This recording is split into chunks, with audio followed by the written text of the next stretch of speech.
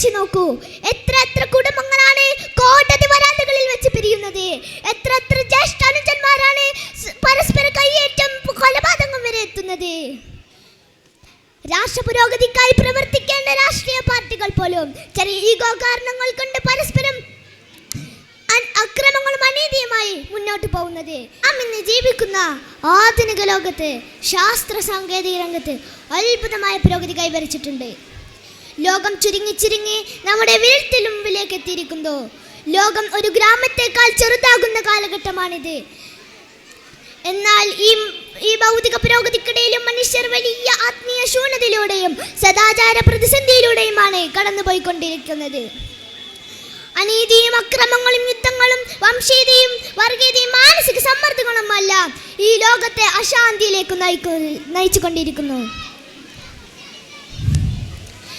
ഈ അവസരത്തിലാണ് ഇരുളടഞ്ഞൊരു കാലഘട്ടത്തിന് പ്രകാശമായി കടന്നു വന്ന പ്രവാചകൻ സല്ലല്ലാഹു അലൈഹി വസല്ലം തങ്ങളുടെ ജീവിതചര്യകളും അധ്യാപനങ്ങളും ലോകത്തെ ഏറെ പ്രസക്തമാക്കുന്നത്. ഇന്നത്തെ ലോകം ഏറെ കൂടുതൽ ആഗ്രഹിക്കുന്നത് സമാധാനമാണ്.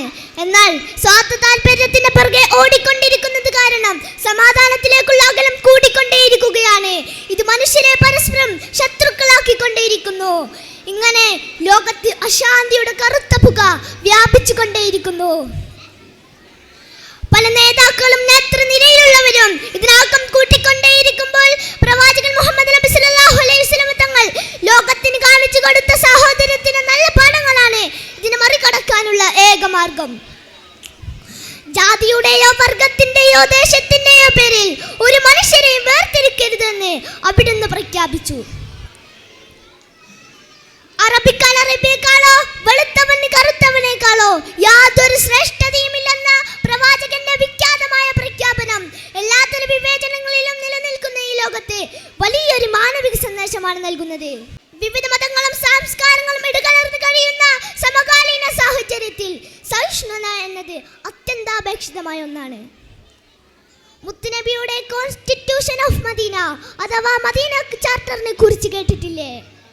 ലോക ചരിത്രത്തിൽ തന്നെ വ്യത്യസ്ത സമൂഹങ്ങൾക്ക് അവകാശങ്ങളും സ്വാതന്ത്ര്യവും നൽകിയ ആദ്യത്തെ രേഖകളിൽ ഒന്നാണിത്.